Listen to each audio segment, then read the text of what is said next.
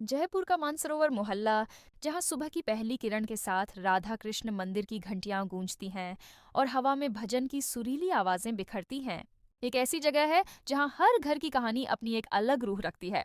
ये कहानी है विक्रम सिंह राजपूत की, एक ऐसे व्यक्ति की जो अपनी इच्छाओं के पीछे भागते हुए अपनी जिंदगी को झड़ से भर गया। इंसान की फितरत अजीब है। वह हमेशा वही चाहता है जो उसके पास नहीं होता। जो उसके हाथ में होता है उसकी कद्र नहीं करता। भगवान कृष्ण अपने भक्त को वही देते हैं जो उसके लिए बेहतर हो, मगर इंसान की जिद उसे अंधेरे की गहराइयों में ले जाती है।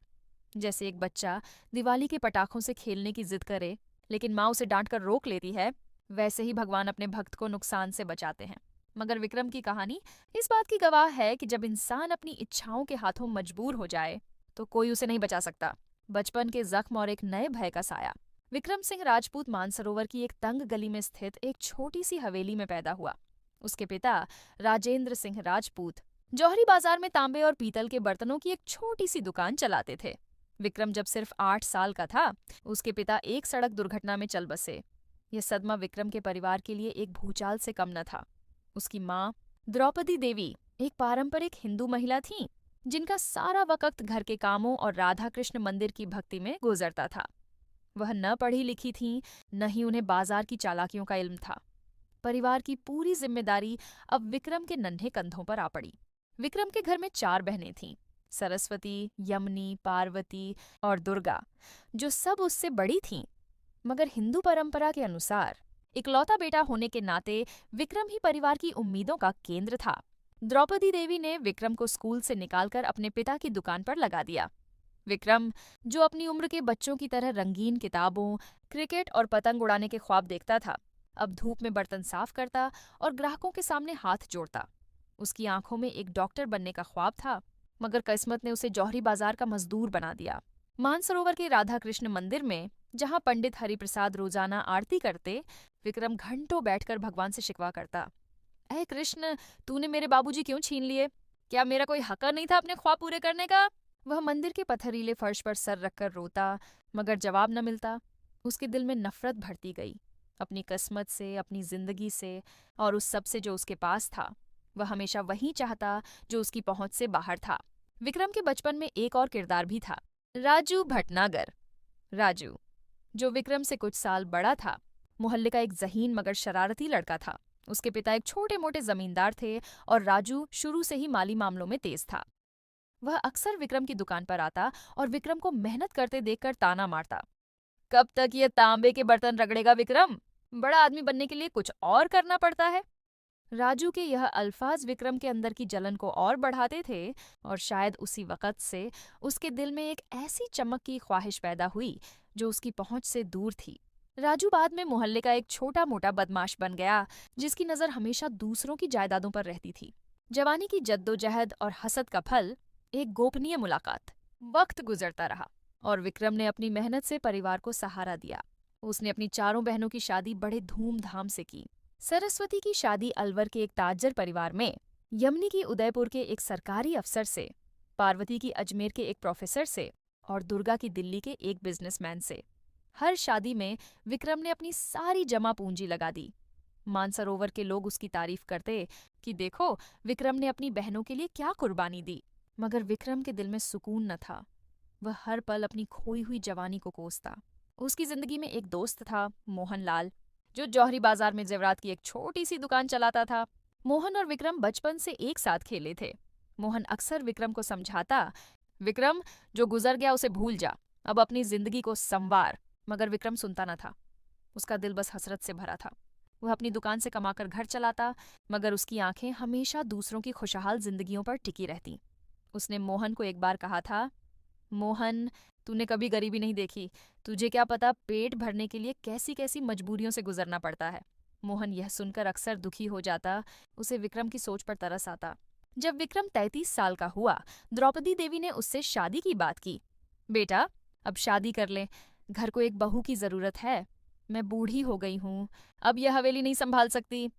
विक्रम को माँ की बात से चिढ़न होती। उसे लगता कि माँ को उसकी फिक्र नहीं, बस अपनी सहूलियत की फिक्र है। फिर भी द्रौपदी देवी ने रिश्ते तलाशने शुरू कर दिए। विक्रम कद में लंबा, गंधुमी रंग का और आंखों में एक अजीब सी चमक वाला जवान था। मगर गरीबी ने उसकी चमक को धुंधला कर दिया था।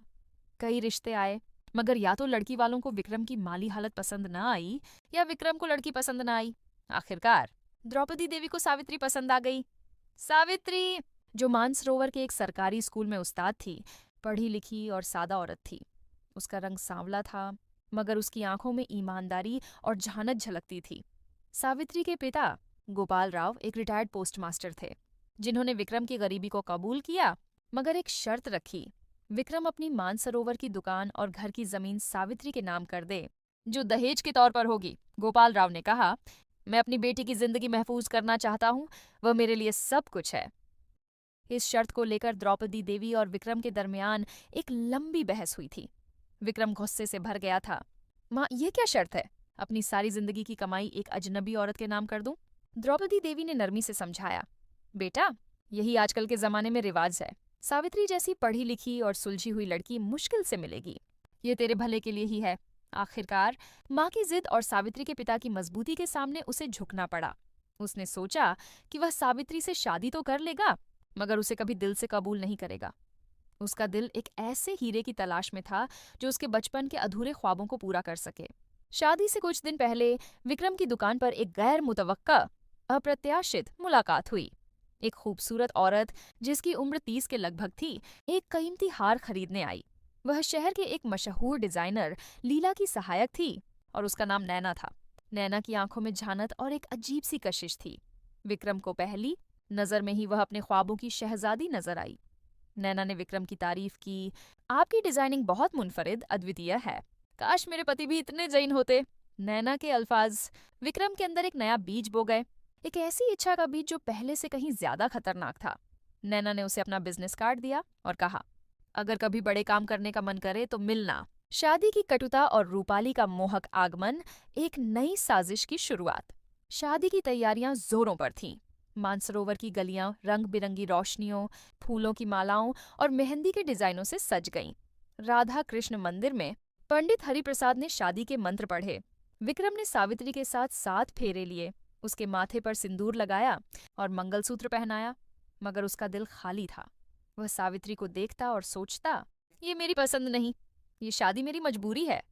उसकी आंखों में नैना का चेहरा घूम रहा था। शादी के बाद सावित्री घर आई। उसने द्रौपदी देवी का सम्मान किया, घर के काम संभाले और अपनी नौकरी भी जारी रखी। वह सुबह सवेरे उठती, बच्चों के लिए नाश्ता बनाती, द्रौपदी देवी के लिए मंदिर की पूजा के लिए फूलों की माला तैयार करती और स्कूल चली जाती। मगर विक्रम का रवैया उसके साथ हमेशा कटु रहा। वह उसे ताने देता, तू उस्ताद है तो क्या, घर तो औरत ही संभालती है। सावित्री चुप रहती, मगर उसकी आंखों में दर्द झलकता।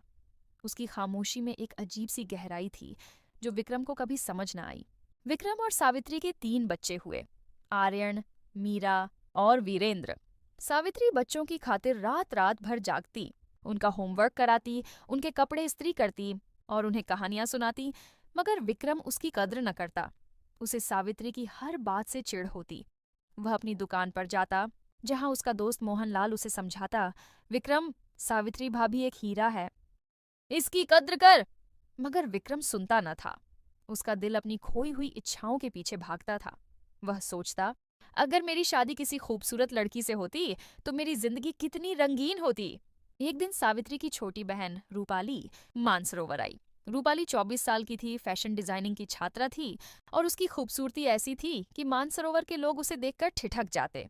उसकी बड़ी बड़ी आंखें, लंबे रेशमी बाल और मुस्कुराहट दिल को छू लेने वाली थी। जब विक्रम की शादी हुई, रूपाली सिर्फ 13 साल की बच्ची थी, मगर अब वह एक जवान, ज़हीन और आत्मविश्वासी लड़की थी। रूपाली अपनी सहेली की शादी में जयपुर आई थी और सावित्री से मिलने मानसरोवर चली आई।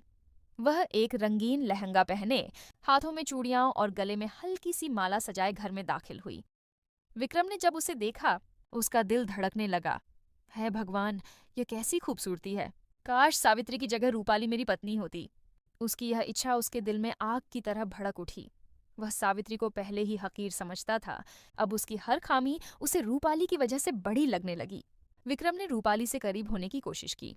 वह उससे बातें करता, उसकी तारीफ करता और उसे अपनी दुकान पर बने नए जेवरात दिखाने के बहाने बुलाता। रूपाली शुरू में हिचकिचाती, मगर उसकी सादगी उसे विक्रम की बातों में फंसाने लगी। एक दिन विक्रम ने हिम्मत करके अपने दिल की बात कह दी। रूपाली, मैं तुमसे मोहब्बत करता हूँ, तुम मेरी जिंदगी को रंगीन कर सकती हो। रूपाली हैरान रह गई। उसने कहा, विक्रम भैया, ये क्या कह रहे हो? सावित्री दी मेरी बहन है। मगर विक्रम ने उसे समझाया कि वह सावित्री से खुश नहीं और रूपाली उसकी जिंदगी बदल सकती है। 1 महीने की सोच विचार के बाद रूपाली ने हामी भर दी। ठीक है विक्रम, मैं तुमसे शादी करना चाहती हूँ। विक्रम की खुशी की इंतहा न रही, मगर इससे पहले उसे सावित्री से छुटकारा पाना था। उसने सावित्री को तलाक देने की कोशिश की, मगर सावित्री ने साफ इनकार कर दिया। विक्रम, मैं तुम्हारे बच्चों की माँ हूँ, मैं यह घर नहीं छोड़ सकती। विक्रम का गुस्सा बढ़ता गया। वह सावित्री पर जुल्म करता, उसे मारता और ताने देता, मगर सावित्री चुप रहती। इसी दौरान विक्रम ने नैना से दोबारा संपर्क किया। नैना, जो खुद अपनी वैवाहिक जिंदगी से नाखुश थी, विक्रम की बातों में दिलचस्पी लेने लगी। वह विक्रम को विभिन्न पार्टियों और सामाजिक समारोहों में बुलाने लगी, जहां विक्रम को एक अलग दुनिया का अनुभव हुआ। ये दुनिया चमक दमक और बनावटी खुशियों से भरी थी, जहां विक्रम को अपनी गरीबी का एहसास कम होता महसूस हुआ। नैना ने विक्रम को बड़े बड़े प्रोजेक्ट्स दिखाए। तुम्हारे पास जौहरी बाजार का अनुभव है, अगर तुम मेरे साथ बड़े पैमाने पर काम करो तो तुम करोड़पति बन सकते हो। विक्रम के लालच ने उसे और अंधा कर दिया। एक अजीब बदलाव और छिपे हुए राज। शक का बीज। एक अजीब बदलाव सावित्री में आया। वह अब विक्रम की हर ज्यादती पर खामोश रहती। उसकी खामोशी विक्रम को अंदर से खोखला कर रही थी। एक रात विक्रम को कमरे से हल्की आवाजें सुनाई दी। सावित्री फोन पर किसी से बात कर रही थी। जब विक्रम उसके पास गया, वह घबरा गई और फोन बंद कर दिया। कौन था? विक्रम ने गुस्से से पूछा। बस मेरी सहेली प्रीति थी, सावित्री ने कहा। प्रीति, जो एक वकील थी, सावित्री की करीबी दोस्त थी, मगर विक्रम को शक हुआ। यह सिलसिला रोज का मामूल बन गया। सावित्री रातों को छत पर या रसोई में अकेली फोन पर घंटों बातें करती। वह बात करने के बाद सुकून और खुश नजर आती। विक्रम का गुस्सा बढ़ता गया। वह सोचता, यह औरत क्या राज छिपा रही है? उसने एक रात चुपके से सावित्री की बात सुनने की कोशिश की, मगर वह हल्की आवाज में बातें करती थी और विक्रम को कुछ समझ न आया। एक दिन विक्रम काम पर गया, मगर कुछ कागजात घर भूल गया। जब वह वापस आया तो सावित्री और रूपाली को एक साथ हंसते हुए देखा। दोनों उसे देखकर घबरा गईं, जैसे कोई राज पकड़ा गया हो। रूपाली ने मुस्कुराकर कहा, विक्रम भैया, ये सरप्राइज कैसा लगा? मैं तो रात को आपको चौंकाने आई थी, मगर आपने मुझे ही चौंका दिया। विक्रम का दिल खुशी से झूम उठा। वह सोचने लगा कि रूपाली उससे मिलने के लिए आई है। उसे यह भी पता न चला कि रूपाली की हंसी में एक अजीब सी चमक थी जो पहले नहीं थी। शैतानी योजना और एक नया किरदार। इंस्पेक्टर राठौड़ की एंट्री। एक शाम विक्रम जौहरी बाजार से गुजर रहा था कि उसकी नजर एक केमिकल की दुकान पर पड़ी, जहां जहरीली दवाइयां फरोख्त होती थीं।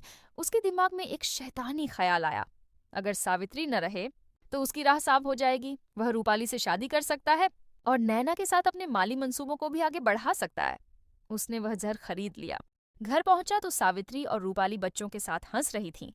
विक्रम का दिल जल उठा। वह सोचने लगा, ये औरत मेरी जिंदगी में आग लगाकर खुद कैसे हंस सकती है। उसने रूपाली को इशारे से कमरे में बुलाया और अपना मंसूबा बताया। हम सावित्री को झड़ दे देंगे, लोग समझेंगे कि फूड पॉइजनिंग से मर गई। रूपाली डर गई। उसने कहा, विक्रम, ये क्या कह रहे हो? वह मेरी बहन है। मगर विक्रम ने उसे समझाया कि यह वाहिद रास्ता है। कई घंटों की बहस के बाद रूपाली मान गई। उसके चेहरे पर खौफ की जगह एक अजीब सी मुस्कुराहट थी, जिसे विक्रम ने नजरअंदाज कर दिया। विक्रम ने प्लान बनाया कि वह सावित्री को आइसक्रीम में झड़ मिलाकर देगा।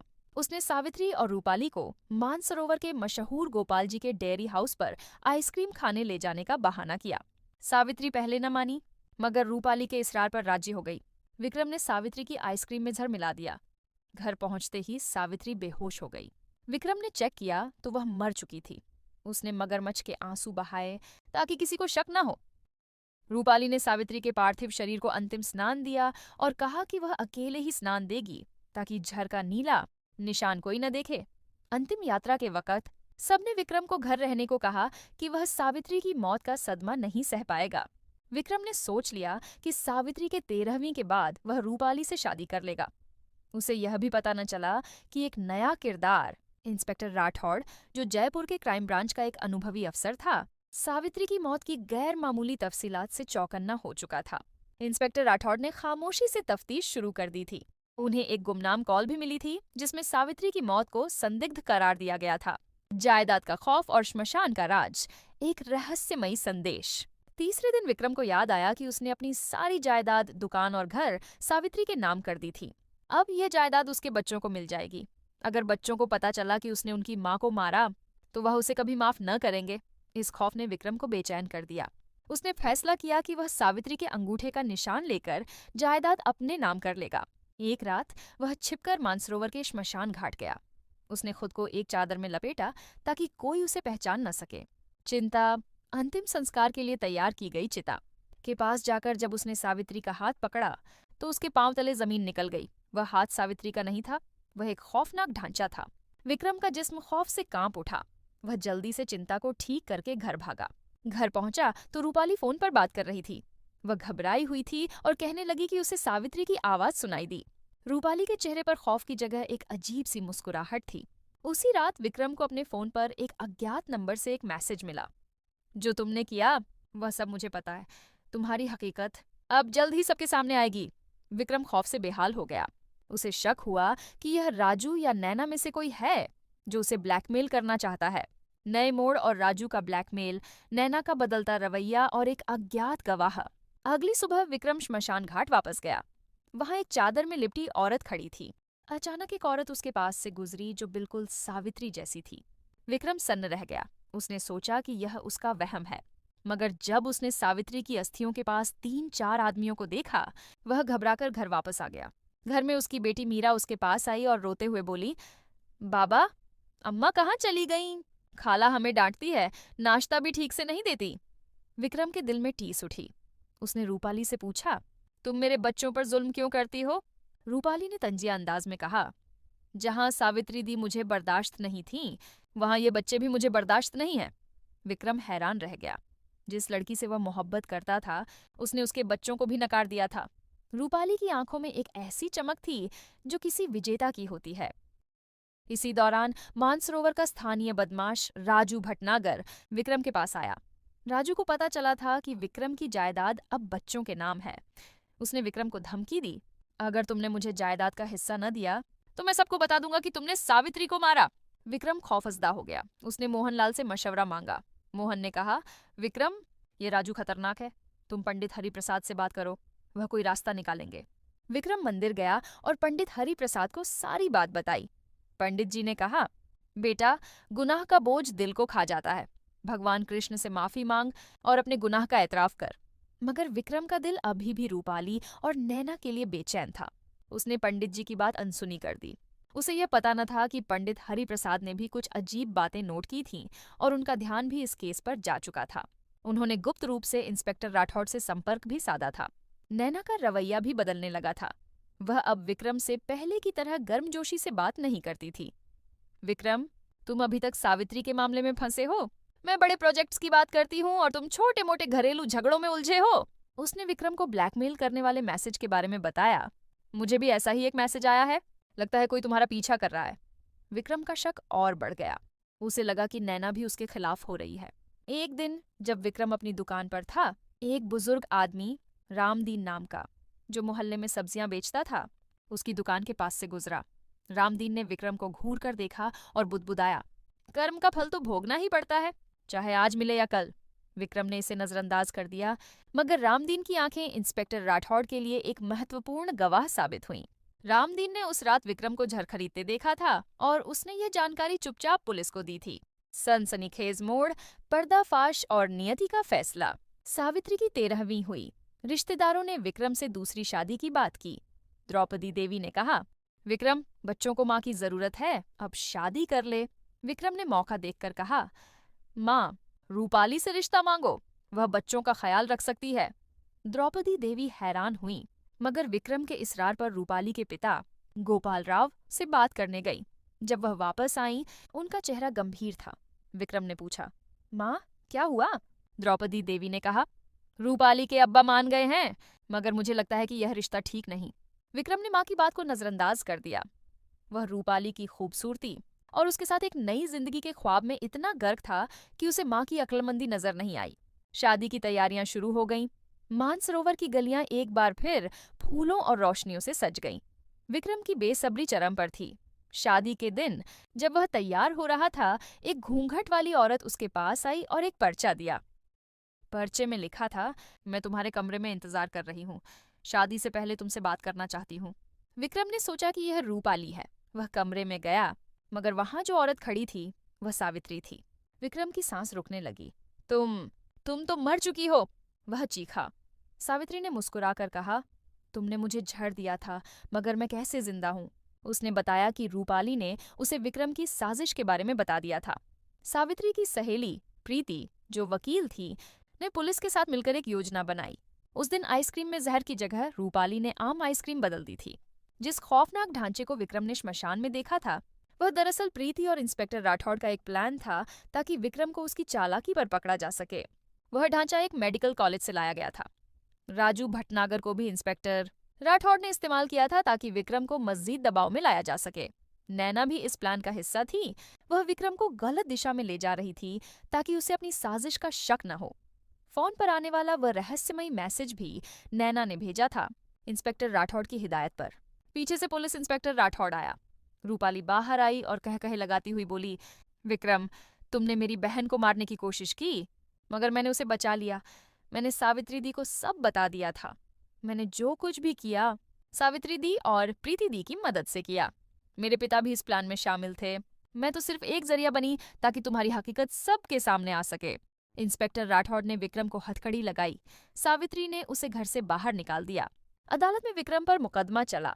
नैना ने गवाही दी कि विक्रम ने उसे भी अपने मंसूबों में शामिल करने की कोशिश की थी, जिससे उसका किरदार और भी गहरा हो गया। राजू भटनागर ने भी गवाही दी कि विक्रम उसे ब्लैकमेल कर रहा था। रामदीन ने झर खरीदते हुए विक्रम को देखने की गवाही दी। पंडित हरि प्रसाद ने भी विक्रम के पश्चाताप न करने और उसके बदले हुए व्यवहार पर प्रकाश डाला। इन तमाम सबूतों के आधार पर अदालत ने विक्रम को 30 साल की सजा और भारी जुर्माना सुनाया। उसकी सारी जायदाद जब्त कर ली गई और बच्चों के नाम हस्तांतरित कर दी गई। नैतिक सबक और एक नए अध्याय की शुरुआत। मानसरोवर की सुबह फिर से रोशन। आज जेल की सलाखों के पीछे बैठकर विक्रम सोचता है कि इंसान जितनी मर्जी चालें चले, भगवान कृष्ण की एक चाल सब पर भारी पड़ती है। उसने हीरा खोकर कोयला पकड़ लिया और उस कोयले की कालिख ने उसकी बाकी की जिंदगी स्याह कर दी। उसकी इच्छाओं ने उसे ऐसी गहरी खाई में धकेल दिया जहां से निकलना नामुमकिन था। विक्रम के जाने के बाद मानसरोवर में सावित्री ने अपनी जिंदगी और बच्चों के लिए एक नया अध्याय शुरू किया। वह अब एक मजबूत और आत्मविश्वासी औरत थी, जिसने अपने पति की इच्छाओं के झर को अपनी अक्लमंदी और वफादारी से बेअसर कर दिया। पंडित हरिप्रसाद ने मंदिर में एक खास पूजा रखी, जिसमें सावित्री और उसके बच्चों ने हिस्सा लिया। मोहनलाल ने भी सावित्री को अपने कारोबार में मदद की पेशकश की और राजू भटनागर, जिसने इंस्पेक्टर राठौड़ की मदद की थी, ने भी अपने पुराने गुनाहों को भुलाने की कोशिश की। नैना ने भी अपने किरदार के लिए माफी मांगी और एक बेहतर इंसान बनने की कोशिश की। सावित्री ने अपने बच्चों को विक्रम के बारे में सब सच बताया, लेकिन इस तरह की उनके दिल में नफरत की बजाय सबक की गुंजाइश रहे। आर्यन, मीरा और वीरेंद्र ने अपनी माँ की बहादुरी से प्रभावित होकर एक नई जिंदगी की शुरुआत की। उन्होंने अपनी माँ को दोबारा कभी अकेला महसूस नहीं होने दिया और अपनी पढ़ाई पर ध्यान दिया। आर्यन ने एक दिन डॉक्टर बनने का ख्वाब पूरा किया, जो विक्रम का अपना ख्वाब था। मीरा ने एक सफल बिजनेस वूमेन बनकर अपने परिवार का नाम रोशन किया और वीरेंद्र ने अपनी माँ की तरह एक उस्ताद बनकर इल्म की शमा रोशन की। मानसरोवर की गलियों में अब भी राधा कृष्ण मंदिर की घंटियां गूंजती हैं, मगर उनमें अब एक नई उम्मीद और जिंदगी की जीत की गूंज भी शामिल हो गई है। इंसान की फितरत शायद अजीब हो, मगर नियति की भी अपनी चाल होती है और वह हमेशा सच और नेकी का साथ देती है। सावित्री की कहानी मानसरोवर के हर घर में एक मिसाल बन गई कि किस तरह सब्र, अक्लमंदी और विश्वास मुश्किल से मुश्किल हालात में भी रोशनी की किरण बन सकते हैं।